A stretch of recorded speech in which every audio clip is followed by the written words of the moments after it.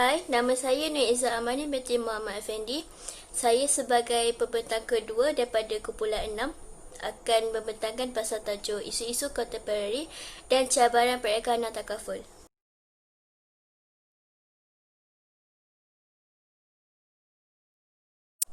Dan ini adalah isi-isi kandungan yang saya akan bentangkan sebentar lagi. Yang pertama sekali saya akan membentangkan perihal definisi takaful yang terbahagi kepada dua, iaitu kafala, perkataan Arab, dan daripada segi istilah. Yang kedua, kita akan melihat kepada jenis-jenis takaful. Saya akan bentangkan perihal takaful keluarga dan takaful am, terbahagi kepada dua jenis. Dan yang ketiga, kita akan membicarakan perihal isu dan cabaran yang telah saya pilih untuk pembentangan pada kali ini, iaitu kekurangan ilmu pengetahuan mengenai takaful dan kelebihan serta risikonya. Dan akhir sekali kita akan melihat senarai rujukan yang telah saya guna untuk pembentangan pada kali ini. Okey, mula-mula kita akan masuk kepada definisi takaful. Okey, definisi takaful. Menurut laman web Wikipedia, takaful bermaksud saling menjamin yang berasal daripada perkataan Arab yang iaitu kafala.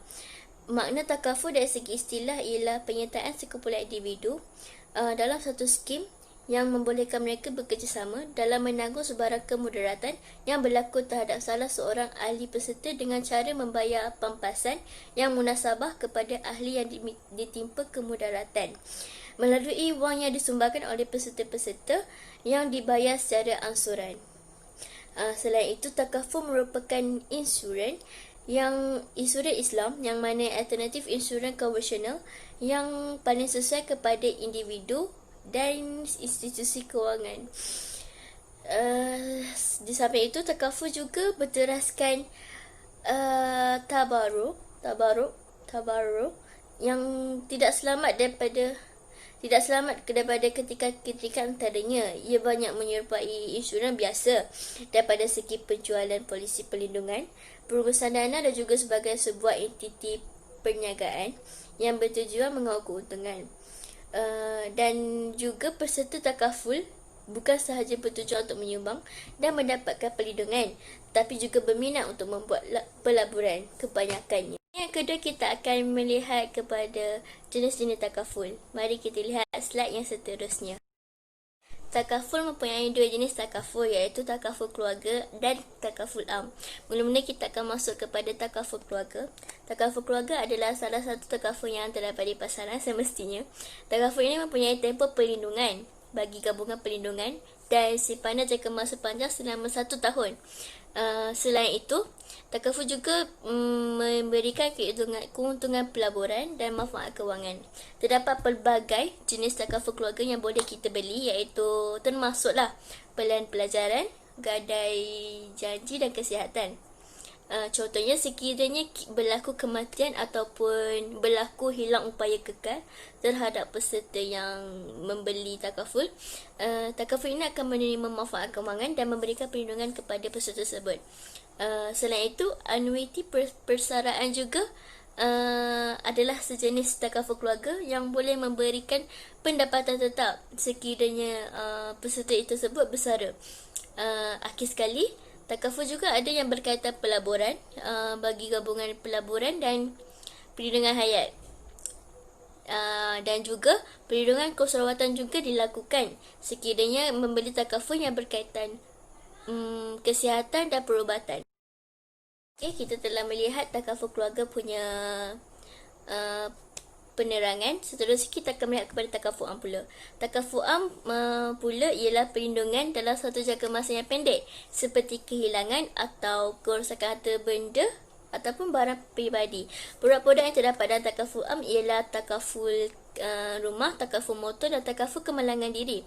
Takaful rumah dapat melindungi pembeli takaful daripada kerugian akibat banjir, kebakaran, kerugian ataupun kerosakan barangan dalam rumah. Takaful motor pula ada takaful yang melindungi daripada menanggung kerugian atau kerosakan akibat kebakaran, kemalangan yang terjadi kepada kenderaan ataupun pihak yang ketiga dalam kemalangan tersebut. Dan last sekali kita akan melihat kepada takaful kemalangan diri pula ialah takaful yang boleh menyediakan papasan sekiranya berlaku kemalangan ataupun apa-apa kecederaan yang terjadi kepada diri sendiri. Pelan perlindungan juga pelan perlindungan pada jangka masa yang pendek juga disediakan seperti hendak pergi ke luar negara atau di mana-mana sahaja. Okey, setelah kita melihat definisi takaful dan jenis-jenis takaful, kita akan melihat kepada isu dan sebaran yang saya telah pilih untuk perbincangan pada kali ini, iaitu kekurangan ilmu pengetahuan mengenai takaful dan kelebihan serta risikonya.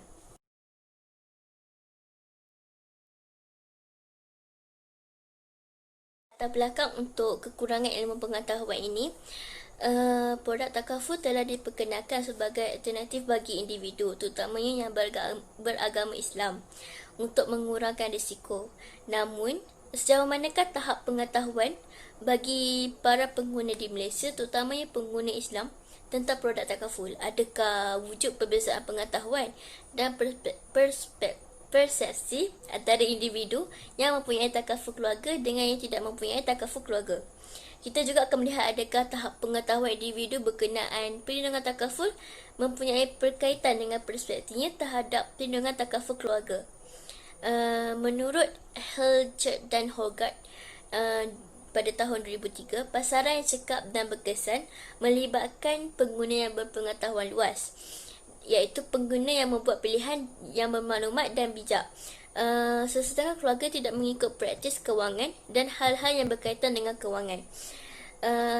Helgert dan Hogarth juga berkata sistem takaful atau sistem kewangan Islam tidak bermakna jika tidak didukung masyarakat, khususnya umat Islam.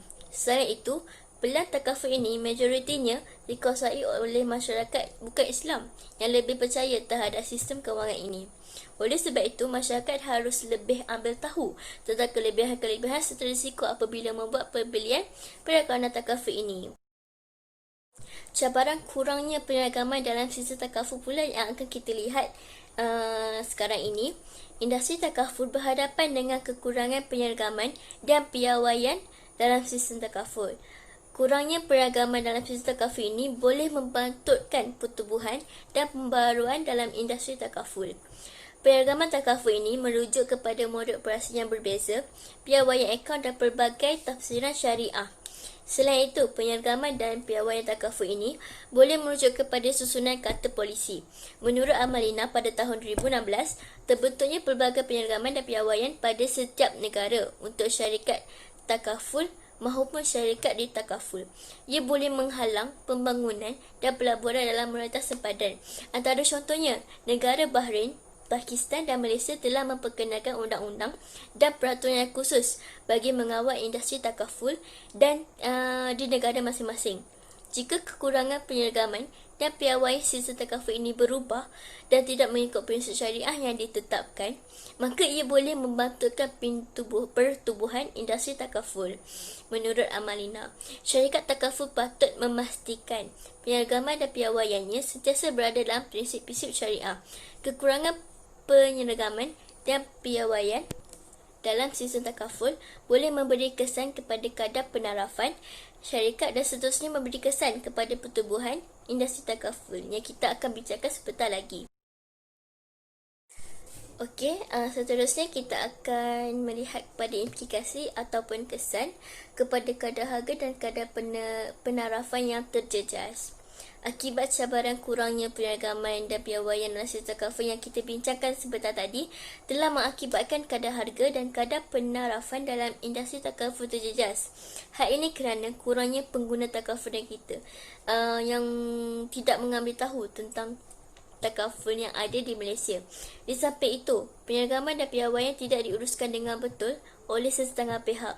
Hal ini menyebabkan harga sesuatu takaful jatuh merosot dan mengakibatkan pembangunan dan pembaharuan yang hendak dilakukan terhadap sistem takaful ini terbantul. Menurut Amalina 2016, terdapat beberapa bukti daripada pelbagai sumber yang mencadangkan bahawa kebocoran pasaran takaful ini adalah masa biasa dan signifikan. Ia dianggarkan serendah 30% sehingga 70%. Dan jika dibiarkan dalam masa yang lama, kemungkinan besar lambat laun sistem takaful di negara kita ni semakin mundur dan kuranglah pengguna serta pembeli takaful. Oleh sebab implikasi dan kesan yang telah kita dapat sebentar tadi, kita akan memikirkan cara-cara untuk menguruskan perekonomian takaful dengan betul. Dalam ekonomi yang kurang memberasakan ini, mengira belanjawan atau bajet dalam seluruh isi rumah adalah satu perkara yang mencabar untuk setiap keluarga. Oleh sebab itu, pengurusan terhadap perlindungan takaful dengan betul mestilah dilihat sebagai aspek yang penting bagi pertubuhan sesebuah keluarga. Dan cara-cara menguruskan takaful ini dengan menggunakan bajet yang terhad adalah penting untuk memastikan semua ahli keluarga mendapat manfaat yang sewajarnya dan maksimal. Antaranya ialah kita mestilah mengutamakan perekonomian takaful mengikut keperluan hidup keluarga. Contoh, sekiranya kita masih ada anak yang bersekolah ataupun masih kecil, kita mestilah memberi keutamaan kepada mereka untuk menyimpan sedikit simpanan ataupun untuk kegunaan masa hal-hal kecemasan. Selepas itu, kita seharusnya memilih perlindungan takaful yang berbeza dan membeli polisi yang sesuai dengan bajet yang rendah untuk memastikan kita mendapat manfaat yang secukupnya. Kita mestilah tahu bahawa polisi yang lebih murah tidak bermaksud kita mendapat perlindungan yang tidak mencukupi untuk melindungi diri daripada sebarang keadaan yang tidak diingini, seperti kemalangan, kecederaan ataupun kematian. Oleh sebab itu kita mestilah memahami polisi bagi sistem takaful ini dengan lebih baik dan seterusnya akan memberi manfaat kewangan kepada kita semua.